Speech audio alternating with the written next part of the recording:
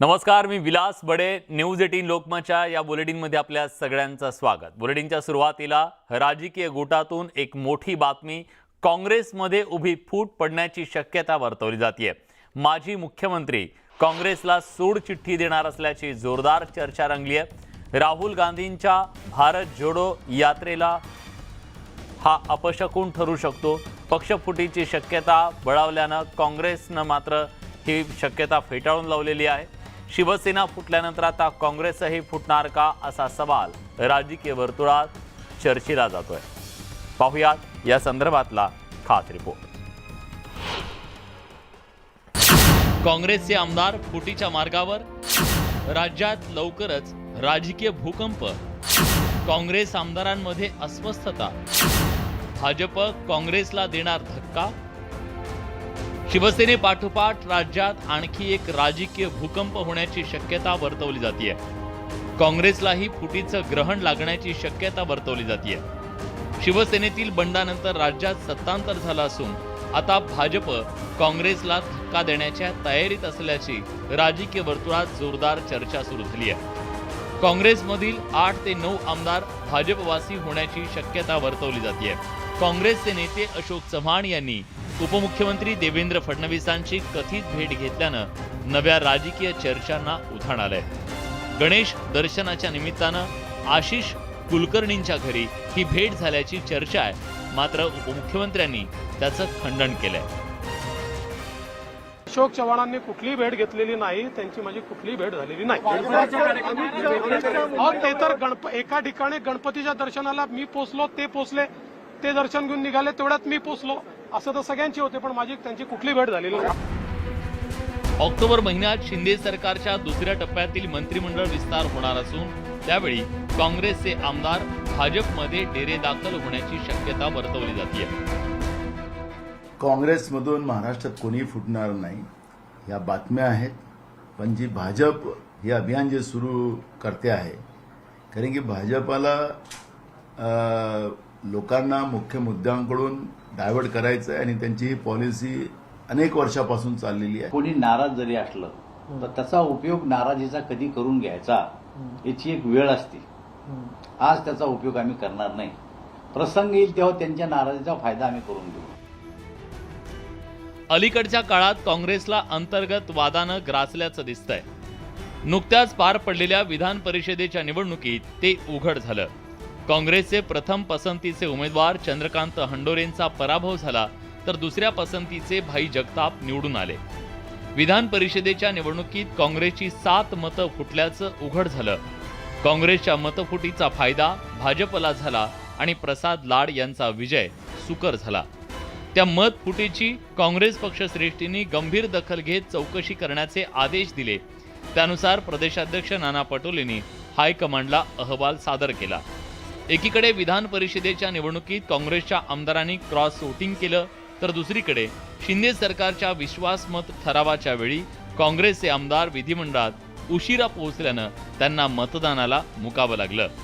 त्यात माजी मुख्यमंत्री अशोक चव्हाण यांचा समावेश होता. त्यामुळे अनेकांच्या भुवया उंचावल्या. आता गणेशोत्सवाच्या निमित्तानं त्यांची फडणवीसांशी झालेली भेट, त्यामुळे राजकीय चर्चांना उधाण आलंय. Bureau report, news 18 Lokmat. Bhajap आणि शिवसेनेतला संघर्ष शमण्याचं नाव घेत नाहीये. भाजपचे नेते केंद्रीय मंत्री रावसाहेब दानवे यांनी उद्धव ठाकरेंवर जोरदार निशाणा साधलाय.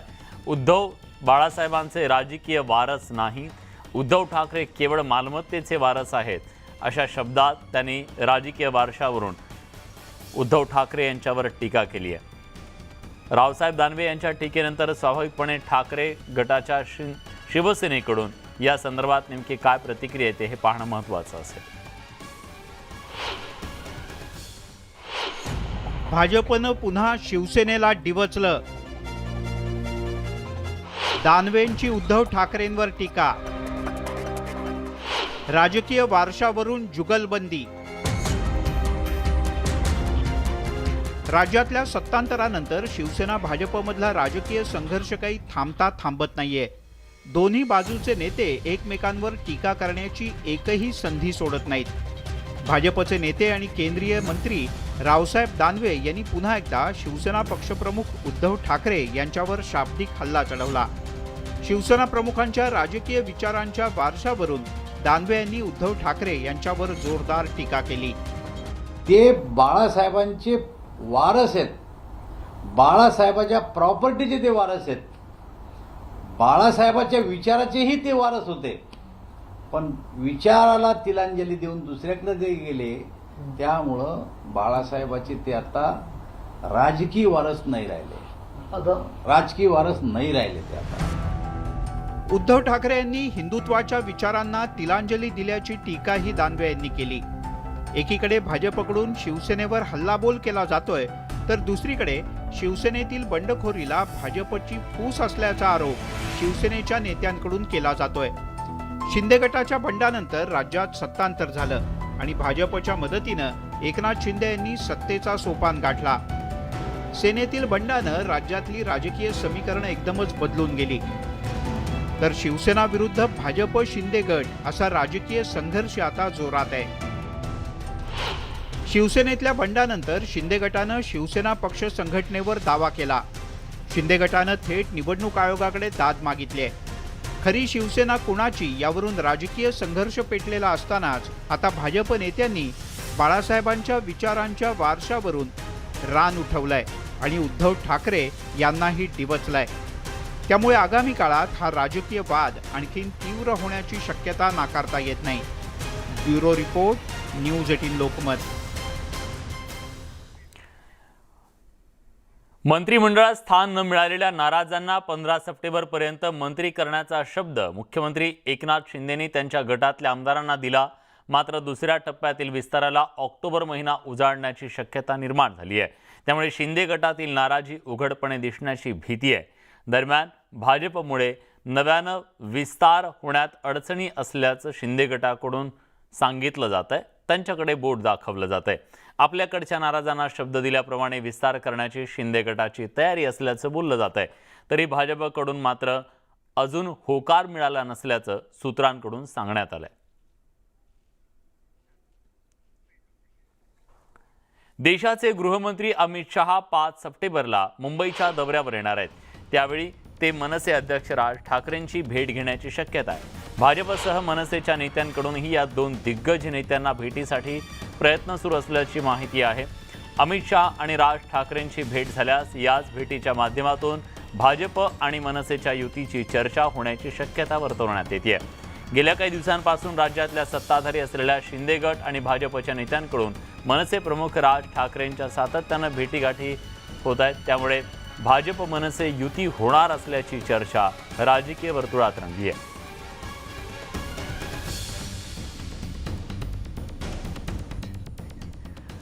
मुंबई महानगरपालिकेच्या आगामी निवडणुकांच्या पार्श्वभूमीवर मनसे आणि भाजप नेत्यांच्या बैठका वाढल्यात.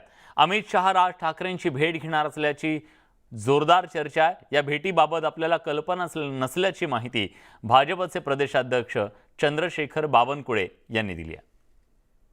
आता अमितभाई राज्याच्या दौरा येत असताना ते कोणाला भेटतील, त्यांचा काय कार्यक्रम आहे याच्याबद्दल आम्ही सारं त्यांचा कार्यक्रम आहे ते कसा घ्यावा ह्या त्यांचाच प्रश्न आहे. आम्ही त्यामध्ये काही आज मला माहिती नाही की काय कार्यक्रम आहे, पण निश्चितपणे त्याचे कार्यक्रम त्यांनी ठरवले असतील. उपमुख्यमंत्री देवेंद्र फडणवीसांनी पुण्याचं खासदार व्हावं अशी मागणी काही सामाजिक संघटनांनी केली. खासदार नाही, किमान पालकमंत्री तरी पद घ्या अशी मागणी पुणेकरांनी केली. या मागणीवर खुद्द फडणवीसांनी आपली भूमिका जाहीर केली आहे. फडणवीसांचा लोकसभा निवडणूक लढण्यास नकार, पुण्याचं पालकमंत्रीपदही स्वीकारण्यास नकार. मी महाराष्ट्रात नको का, फडणवीसांचा प्रतिसवाल. राज्याचे उपमुख्यमंत्री देवेंद्र फडणवीस यांनी पुण्यातून लोकसभा निवडणूक लढवावी अशी मागणी ब्राह्मण महासंघानं केली होती. किमान फडणवीस यांनी पुण्याचं पालकमंत्रीपद तरी स्वीकारावं अशी गळ घालण्यात आली होती. पुण्यातून फडणवीस यांनी खासदारकी लढवावी यावर बरीच चर्चा झाली. पण आता खुद्द उपमुख्यमंत्री देवेंद्र फडणवीस यांनी आपली भूमिका जाहीर केली आहे. त्यांनी पुण्यातून निवडणूक लढवण्यास नकार दिलाय आणि हे सांगताना त्यांनी पुणेकरांना एक प्रतिसवालही केलाय. सर, एक उत्सुकता आहे, तुम्ही पुण्यामध्ये पालकमंत्री म्हणून येणार आहात अशी चर्चा आहे. नाही, लोकसभा लढवणार अशी चर्चा आहे. मी पुण्याला पालकमंत्री म्हणून येणार नाही. मी लोकसभा लढवावी अशी तुमची काय इच्छा आहे? मी महाराष्ट्रात तुम्हाला नको आहे का? फडणवीस यांनी पुण्याचे खासदार आणि पालकमंत्री होण्यास नकार दिला असला तरी फडणवीसांचं पुण्यावर विशेष प्रेम आहे. पुण्यात राबवल्या जाणाऱ्या योजना, पुण्याचा मेट्रो प्रकल्प या सगळ्याचा फडणवीस यांच्याकडून झालेला पाठपुरावा यावरून फडणवीस यांचं पुणे प्रेम अधोरेखित होतं. फडणवीस यांनी स्वतः जाहीर केलेल्या भूमिकेमुळे पुणे लोकसभेसाठीचे दावेदार आणि पालकमंत्री पदाचे हक्कदार या सगळ्यांचा जीव भांड्यात पडलाय. गोविंद वाकडेसह वैभव सोनवणे, न्यूज 18 लोकमत, पुणे. पुण्याच्या विकासासाठी सरकार प्रयत्नशील असल्याचं आज पुण्यात देवेंद्र फडणवीसांनी म्हटलं. ट्रान्सपोर्टची ताकद वाढवण्यासाठी प्रयत्नशील असल्याचंही त्यांनी म्हटलंय. तसंच पुण्यातले चार्जिंग स्टेशन सोलरवर आणण्याची गरज असल्याचंही त्यांनी म्हटलंय. तसंच भविष्यात पुणे महापालिकेचे 2 भाग करण्याचा प्रस्ताव येऊ शकतो असं विधान त्यांनी केलंय.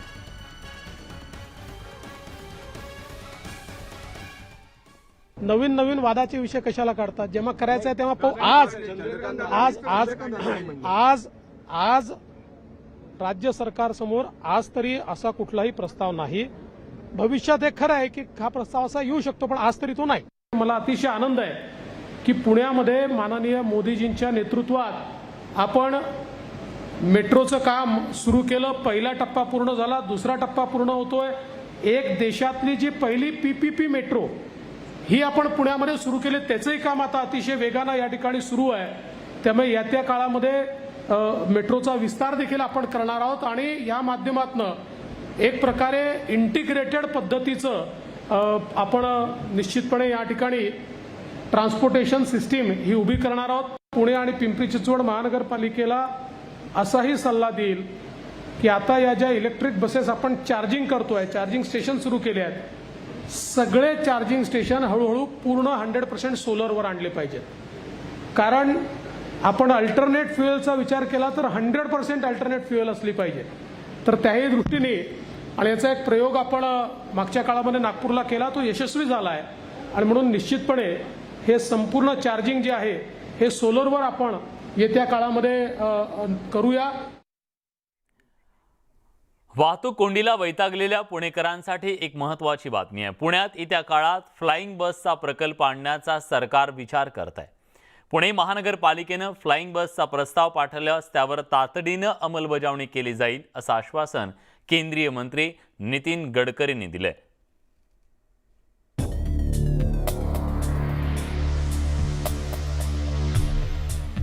पुणेकरांचा फ्लाइंग बसनं प्रवास.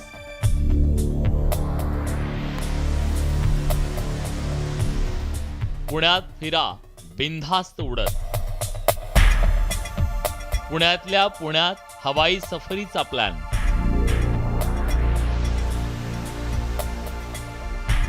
पुणेकरांनो, आता ट्रॅफिक जामचं टेन्शन घेऊ नका. प्रत्येक सिग्नलवर थांबण्याची आता गरज नाही. कारण पुण्यात येत्या काळात हवेत उडणारी बस येण्याची शक्यता आहे. केंद्रीय मंत्री नितीन गडकरींनी पुणेकरांसाठी हे गिफ्ट प्लॅन केलंय. पुण्यातल्या वाहतूक कोंडीवर उपाययोजना करण्यासाठी त्यांनी बैठक बोलावली. या बैठकीत पुण्यातल्या वाहतूक समस्येवर फ्लाइंग बस हा उपाय असल्याचं नितीन गडकरींनी सांगितलं. पुण्याचा एक अभ्यास करून पुण्याची PMRD त्यांच्याकडनं करून लेटेस्ट टेक्नॉलॉजी उपयोग. आता आमच्याकडे एक हवेत उडणारी बस आहे, म्हणजे अशी ती 150 लोक बसतात आणि वरच्यावर हवेत उडून जातात. ती आता त्याचे सगळे डॉफल बेअरची आहे. आत्ता माझ्याजवळ डिझाईन नव्हतं, म्हणजे ते एकदा पुण्याच्या लोकप्रतिनिधी बघावं. तर आता त्याच्याकरता आमच्याकडे पैसे आहेत, तर ते वरच्यावरून जर ट्रॅफिक काही केलं तर फायदा. एवढंच नाही तर केबल कार आधारित ट्रॉली बस सेवाही सुरू करण्याच्या प्रस्तावावर येत्या काळात विचार होऊ शकतो असं त्यांनी सांगितलं. एक ट्रॉली बस आहे, म्हणजे डबल डेकर बस आता इलेक्ट्रिक मी आता परवाच मुंबईत सुरू केली, ती पुण्यात सुरू केली तर पुण्यात कॅपॅसिटी वाढेल. त्यामुळे डबल डेकर बसेस इलेक्ट्रिक पण, आणि त्याच्याचबरोबर बस जोडते, असे 2 बसेस जोडतात, ती इलेक्ट्रिक केबलवर चालते. तर आता इलेक्ट्रिक बसची किंमत 1.25 कोटी आहे आणि या तेवढ्याच कॅपॅसिटीच्या या जोडणाऱ्या बसची ट्रॉली बसची किंमत 60 लाख रुपये आहे. त्यामुळे कॅपिटल कॉस्ट कमी आहे, त्याच्यात ती केबलवर चालते. त्यामुळे पुणे महानगरपालिकेने अशा प्रकारची काही योजना तयार केली तर याला आम्ही पैसे देऊ शकतो. त्यामुळे पुणेकरांना आता वाहतूक कोंडीची डोकेदुखी काही दिवसांचीच आहे. फ्लाइंग बसमध्ये बसून पुण्यातल्या पुण्यात हवाई सफरीचा आनंद लुटता येणार आहे, पण त्यासाठी काही दिवस प्रतीक्षा करावी लागणार आहे. वैभव सोनवणे, न्यूज 18 लोकमत, पुणे. यंदाचा दसरा मेळावा कोण घेणार यावरून शिवसेनेत रस्सीखेच सुरू असताना आता दसरा मेळाव्याच्या आयोजनात शिंदे गटानं हालचाली सुरू केल्यात. शिंदे गटाचे आमदार सदा सरवणकर यांनी दसरा मेळाव्याच्या आयोजनाच्या परवानगीचं पत्र मुंबई महानगरपालिका प्रशासनाला पाठवलंय. त्या पत्रावर महापालिकेनं काय केलं याचं एक स्मरणपत्रही महापालिकेला पाठवलंय. दुसरीकडे शिंदे गटाच्या दसरा मेळाव्याला कोण येणार यावरून ही चर्चा सुरू झाली आहे. शिंदे गटाच्या या दसरा मेळाव्याला निहार ठाकरे उपस्थित असतीलच, शिवाय राज ठाकरेंना सुद्धा या मेळाव्याला आमंत्रण दिलं जाण्याची शक्यता आहे.